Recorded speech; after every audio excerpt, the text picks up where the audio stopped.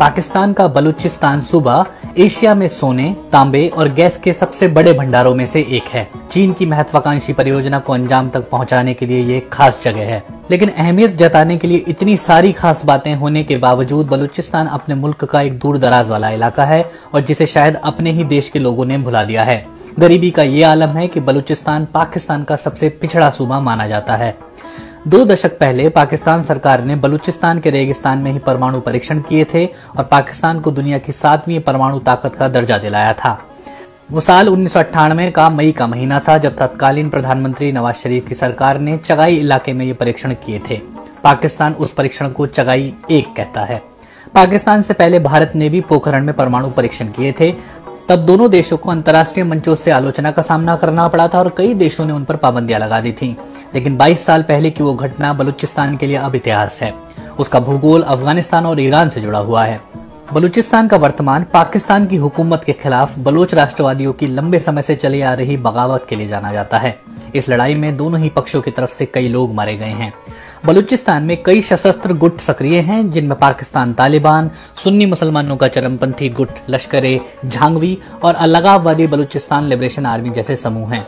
वो BLA ही थी जिसने इसी साल जून के आखिरी हफ्ते में कराची स्टॉक एक्सचेंज पर हुए हमलों की जिम्मेदारी ली थी। इस हमले में चारों हमलावर समेत कराची शेयर बाजार की सुरक्षा के लिए तैनात 2 सुरक्षा गार्ड और 1 पुलिस अधिकारी की मौत हो गई थी।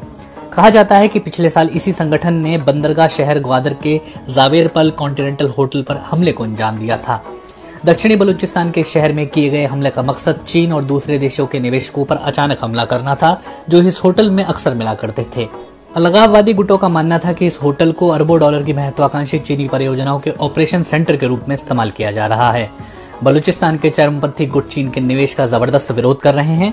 उनकी दलील है कि इससे बलूचिस्तान के स्थानीय लोगों को कोई फायदा नहीं होने वाला। लेकिन इन सब के बीच ये सवाल जहन में आता है कि पाकिस्तान के इस सूबे में ऐसा क्या खास है जिसकी वजह से चीन के लिए रणनीतिक रूप से इतना महत्वपूर्ण हो गया है। पिछले साल मई महीने की 11 तारीख को ग्वादर के जिस जावेरपल कॉन्टिनेंटल होटल पर हमला हुआ था वो एक टीले पर बना हुआ है। उसकी लोकेशन कुछ ऐसी है कि होटल से पूरे ग्वादर बंदरगाह का नजारा देखा जा सकता है। अरब सागर के किनारे बन रहे इस बंदरगाह को चीन अपनी CPEC यानी चीन पाकिस्तान इकोनॉमिक कॉरिडोर परियोजना के एक हिस्से के तौर पर विकसित कर रहा है। चीन ने इस मेगा प्रोजेक्ट की घोषणा अप्रैल 2015 में की थी। इस प्रोजेक्ट में चीन ने 62 अरब डॉलर की रकम के निवेश का फैसला किया है। इस रकम की अहमियत का अंदाजा इससे लगाया जा सकता है कि सेंट्रल अमेरिका के देश निकारागुआ का सकल घरेलू उत्पाद इससे कम है।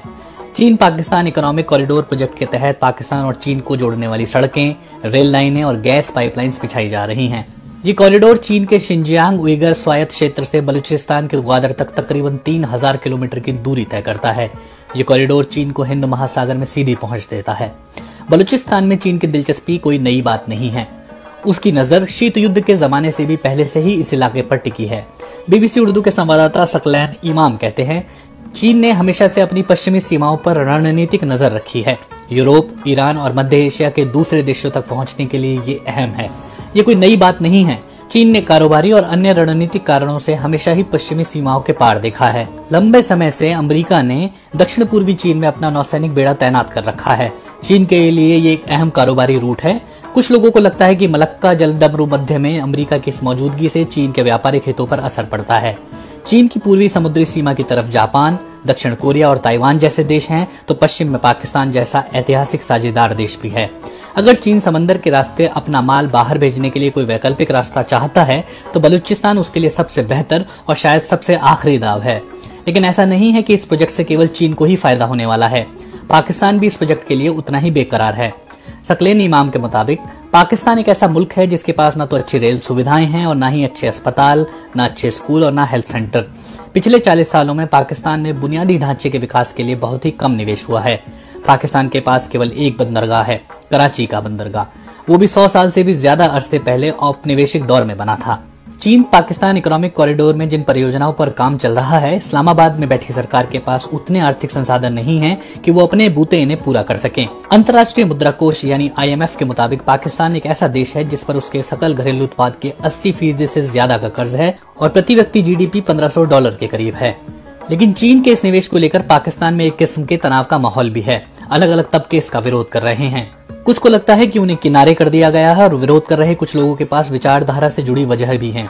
सकलेन इमाम कहते हैं, बलूचिस्तान में अलग अलग तरह का राष्ट्रवाद है। कुछ पाकिस्तान के हर बड़े कदम का विरोध करते हैं क्योंकि वो एक स्वतंत्र देश होना चाहते हैं। कुछ लोगों को लगता है कि इस्लामाबाद से हुकूमत करने वाली सरकारों पर पंजाब सूबे का दबदबा रहता है। पंजाब मुल्क की सबसे बड़ी आबादी और क्षेत्रफल के मामले में बलूचिस्तान के बाद दूसरा सबसे बड़ा सूबा है। इन लोगों को लगता है कि परियोजनाओं को लागू करने में बलूच लोगों की आवाज नहीं सुनी गई है और उनके हितों का ख्याल भी नहीं रखा गया है। पाकिस्तान के अलावा बलूच लोग ईरान, अफगानिस्तान, बहरीन और भारत के पंजाब प्रांत में रहते हैं। हसास कोसा एक गैर सरकारी संगठन बलोच ह्यूमन राइट्स काउंसिल के वाइस प्रेसिडेंट हैं। उनका संगठन बलोचों के मुद्दों का बचाव करता है। कोसा चीन पाकिस्तान इकोनॉमिक कॉरिडोर के समर्थक नहीं है। वो मूलतः बलूचिस्तान के रहने वाले हैं और अब लंदन में रहते हैं। उनका कहना है कि पाकिस्तान आर्थिक कठिनाइयों के दौर से गुजर रहा है, उसे पैसे की जरूरत है और वो इस मुश्किल को हल करने के लिए हमारा इलाका चीन को बेचने की कोशिश कर रहे हैं। कोसा बताते हैं कि चीन और पाकिस्तान की इस दोस्ती से बलोच लोगों का कोई फायदा नहीं होने वाला। हम लोग ये बात पहले से जानते हैं क्योंकि इतिहास इसका गवाह रहा है। उदाहरण के लिए पाकिस्तान ने बलूचिस्तान के गैस भंडार के दोहन के लिए कई परियोजनाएं शुरू की। ये गैस हर जगह पहुंचती है लेकिन बलूच लोगों को नहीं मिलती। पाकिस्तान के कुल गैस उत्पादन का आधा हिस्सा इसी सूबे से निकाला जाता है। 29 जून को कराची स्टॉक एक्सचेंज पर हमले को अंजाम देने वाली बलूचिस्तान लिबरेशन आर्मी इस इलाके के 6 अलगाववादी गुटों में से एक है। ये गुट पाकिस्तान में चरमपंथी हमलों को अंजाम देते रहे हैं।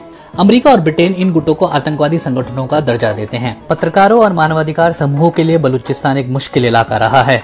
हाल के सालों में पाकिस्तानी सेना पर इस इलाके में बड़े पैमाने पर दमनात्मक कार्रवाई और मानवाधिकार हनन और उल्लंघन के आरोप लगे हैं। हालांकि पाकिस्तान सरकार कई मौकों पर इन आरोपों से इनकार कर चुकी है। जानकारों का कहना है कि इस्लामाबाद और बलोच अलगाववादियों के बीच जब तक कोई समझौता न हो जाए, तनाव और हिंसा का माहौल इस इलाके में बना रहेगा।